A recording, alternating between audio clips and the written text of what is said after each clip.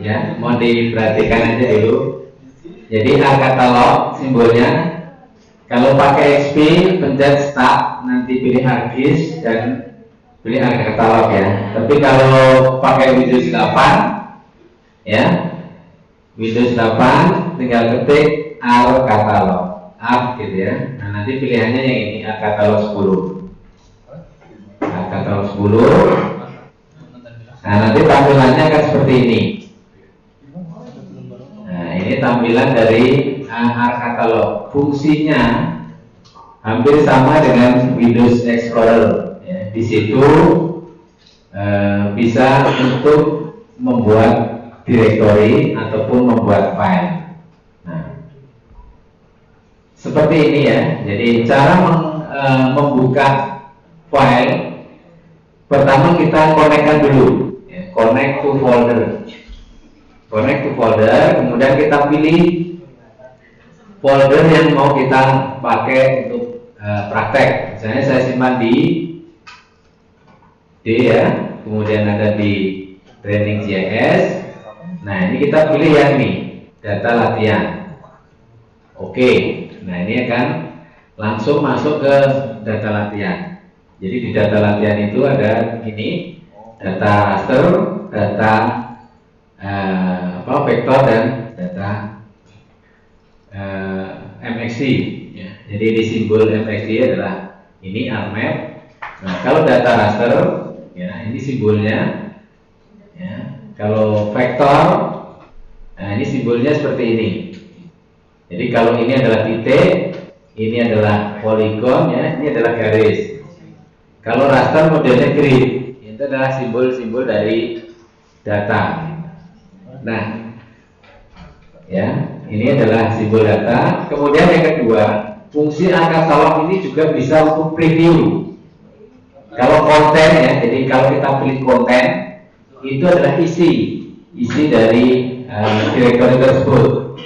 Tapi kalau kita pilih di sini, misalnya kita pilih ADM Papua, kontennya adalah isinya adalah ini, kita bisa preview, ya, preview di sini.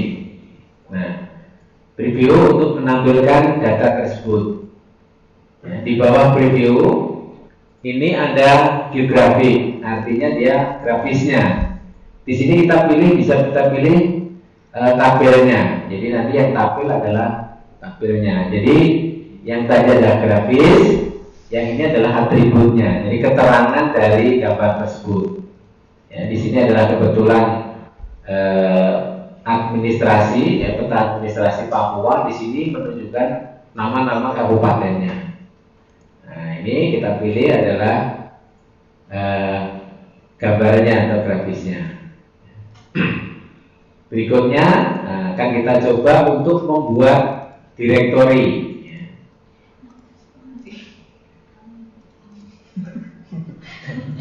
Directory ya, di sini masuk ke data latihan. Ini saya rekam, Mbak. Nanti baru ini saya jelaskan, silakan melihat dulu. Nggak usah dipraktekin. Ya. Kan dari tadi saya jelaskan dulu, nanti baru dipraktekin. Ya. Oke ya, saya lanjut. Cara membuat directory. Ya, misalnya kita simpan nanti di ini, di dalam data latihan. Ya, kontennya dari sini ada data raster. Nah, kita tambahkan di bawah. Seperti di Windows Explorer, tinggal klik kanan, kemudian new, kemudian folder. Ya, kita bikin folder. Misalnya di sini foldernya output latihan. Output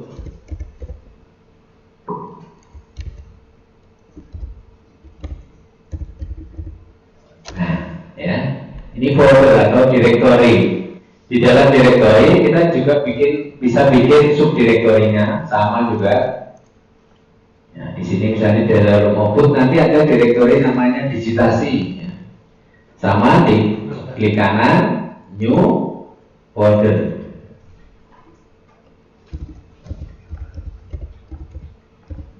Digitasi. Ya. Nah, di digitalisasi. Nah, ini baru kita membuat filenya, namanya save file. Nah, ini agak beda sedikit. Kalau tadi cuma folder, ini sama persis ya dengan di Windows Explorer. Nah, sekarang kita membuat save filenya. Jadi sebelum kita melakukan digitasi, kita harus terlebih dulu membuat filenya.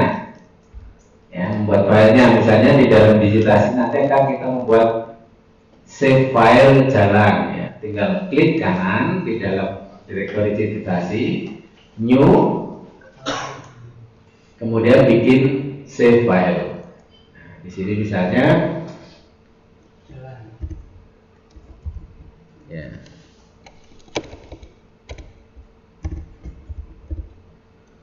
Jalan. Ya, jalan aja lah ya. Nah, di sini ada tipenya. Tipe jalan. Jalan itu apa tipenya? Di sini ada point, polyline, polygon. Nah, kalau garis berarti polyline. Nah, polyline. Kemudian di sini harus kita atur koordinatnya, sistem koordinatnya. Ya, sistem koordinat. Nah, kita menggunakan yang gampang aja pakai Geographic Coordinate System. Ya, jadi saya ulangi. Ini setting koordinatnya, kita klik di edit ya. Kemudian kita pilih yang ini, koordinat Geographic System. Caranya kita klik di sini tanda plusnya ini. Atau di sini juga bisa. Double klik ya. Kemudian kita pilih yang Word ya, Word. Kemudian kita pilih yang ini, WGS 1984 ya, 1984. Oke ya. Jadi saya ulangi, kalau di sini adalah koordinat geografis, kalau yang di sini UTM. Nah, tinggal kita mau digitasi tergantung outputnya, inputnya ya. Kalau inputnya koordinatnya UTM, di sini menggunakan projective coordinate system. Tapi kalau inputnya adalah geografis, kita menggunakannya yang atas. Ini juga ada pilihannya. Pilihannya ada projective coordinate system, kemudian ada UTM misalnya. Nah, WG 1984. Nah, nanti kalau di bawah katulistiwa berarti pilih shorten, baru zonanya tadi. Zonanya mana? Kalau Papua itu biasanya 54 ya, S misalnya. Nah, tapi karena ini masukannya adalah geografis, kita pakainya yang atas, geografi, Word, kemudian WGS berapa? Oke. Baru oke. Nah, ini baru kita bikin file jalan. Begitu juga dengan misalnya kita polygon ya, apa titik ya. Klik kanan, new, misalnya bikin save file desa. Nanti pilihnya point ya. Pilih point, kemudian kita klik di edit, kemudian ke grafik, Word ya. Pilih yang WGS 1984, kita oke. Nah, ini cara membuat save filenya, ya. Cara membuat file ke database, ya. Di sini, ya, kita bikin di output latihan. Di sini klik kanan, new. Kita bikin file ke database, boleh personal, boleh file. Kita pilih file ke database ya. Kita pilih ke database. Nah, ini misalnya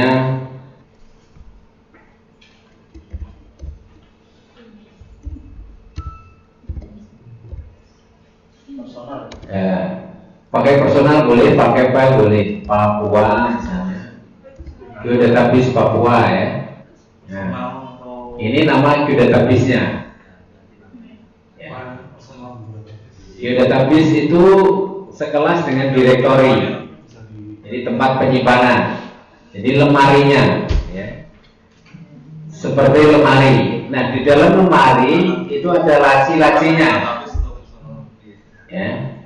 Ini kita pilih lagi di dalam geodatabase, kita bikin lacinya, subdirektorinya. Kalau di sini namanya future dataset di kanan. Ya, kita bikin new future dataset. Nah, ini semacam laci. Kalau di database ada lemari, future datasetnya itu adalah lacinya, jadi subdirektorinya. Nah, misalnya di sini kita kasih nama peta dasar, gitu ya.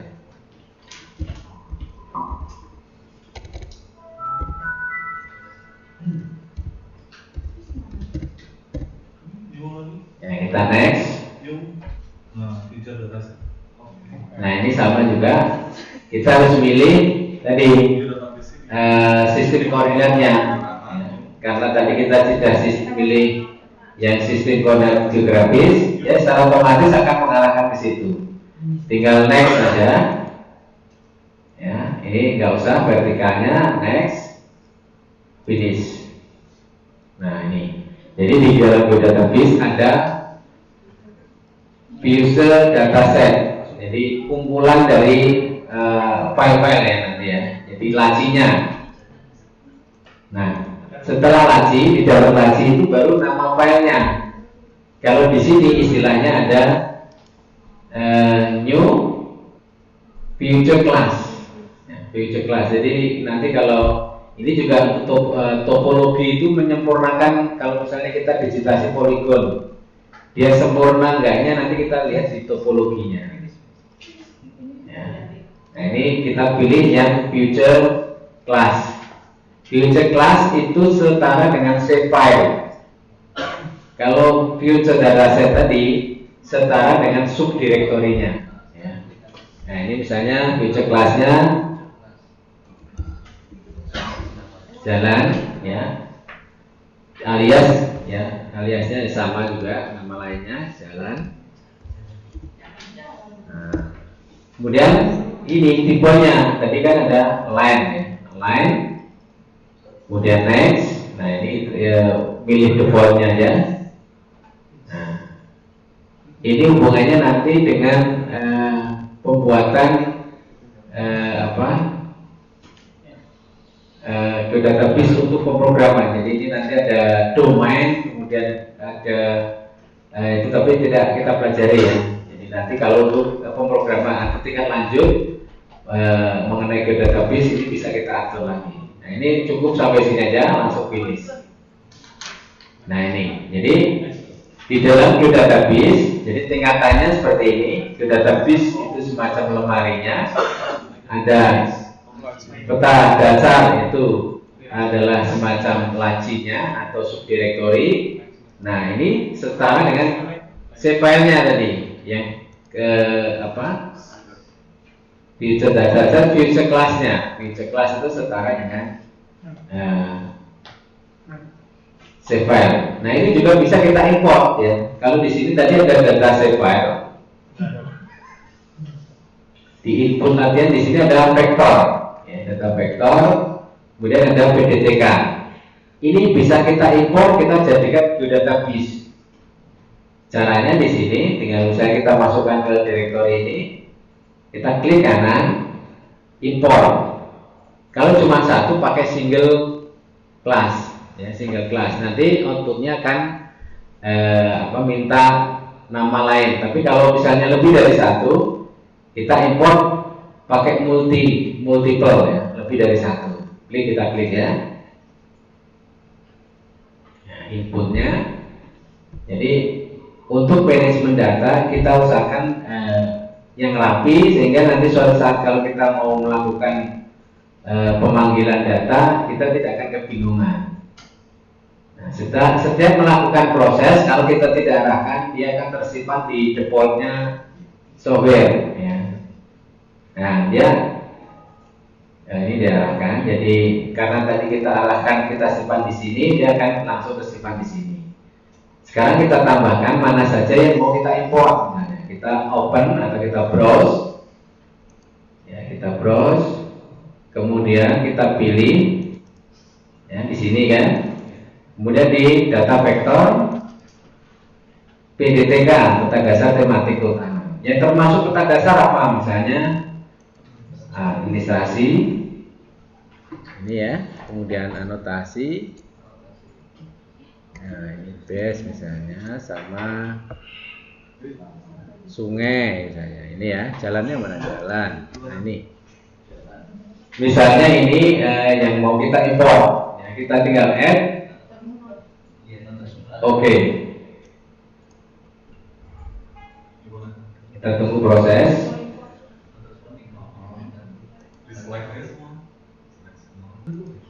Nah ini hasil dari tadi import ya. Jadi tadi setelah diimport hasilnya akan tersimpan di geodatabase. Nah, di sini, kemudian ada di sini. Di peta dasarnya ya Pak? Iya di peta dasar karena kita arahkan ke situ.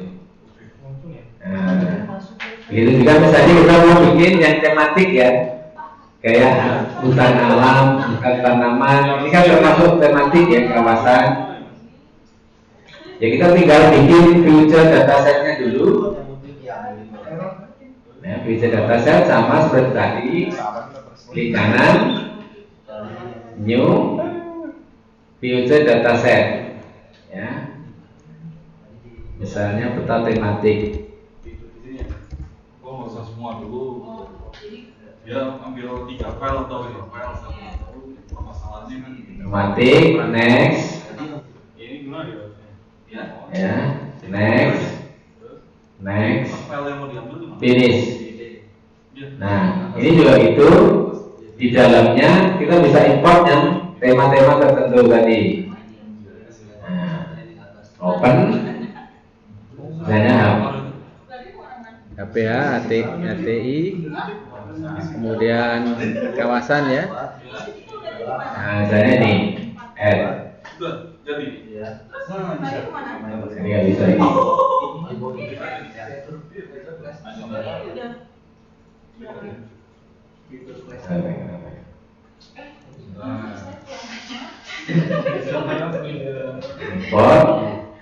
future class multiple.